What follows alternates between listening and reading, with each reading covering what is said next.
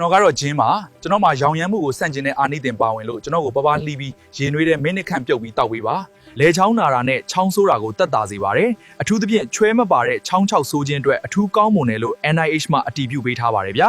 မင်္ဂလာပါကျမကတော့ပြားရည်ပါ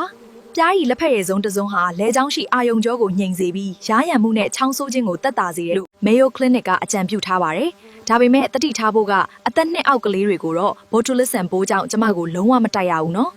ကျွန်တော်ကတော့အိမ်တိုင်းမှာရှိတဲ့စားပါကျွန်တော်ကိုရေနွေးနွေးတဲ့ထည့်ပြီးအားလုပ်ကျင်းပေးမယ်ဆိုရင်လဲချောင်းတွေကအချွဲတွေကိုဖယ်ရှားပေးပြီးပိုးမွားတွေကိုတည်စေနိုင်ပါတယ်ကျွန်တော်ကတော့ရွှေရောင်အဆင်းရှိတဲ့နှံနှွှင်းပါကျွန်တော်မှာပါတဲ့ကာကူမင်တက်ဟာ virus နဲ့ bacteria တွေကိုတိုက်ဖျက်နိုင်စွမ်းရှိပါတယ်ကျွန်တော်ကိုနွားနို့နွေးနွေးတဲ့ထည့်တောက်ရင်ချောင်းဆိုးတာကိုတက်တာစေတယ်လို့ Medical News Today ရဲ့ဆေးပညာဆိုင်ရာလေ့လာချက်တွေမှာဖော်ပြထားပါတယ်ခင်ဗျာ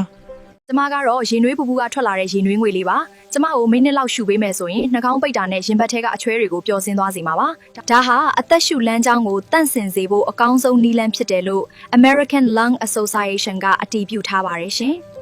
ကျမကတော့အချင်တက်ကြွယ်ဝတဲ့တံမြာသီးပါကျမမှာပါတဲ့ဗီတာမင်စီကကိုခံအားကိုမြင့်တင်ပေးပြီးလဲချောင်းတွေကပိုးမွှားတွေကိုတိုက်ထုတ်ပေးပါတယ်ပြားရည်နဲ့ကျမကိုတွဲဖက်တောက်သုံးရင်ချောင်းဆိုးတာကိုပိုမြမြတက်တာစေတယ်လို့ Cleveland Clinic ကဆိုထားပါတယ်ရှင်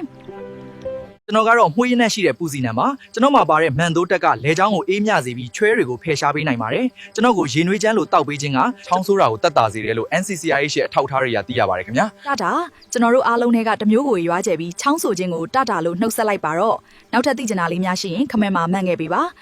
စိတ်ချမ်းသာကိုယ်ကျန်းမာကြပါစေဗျာ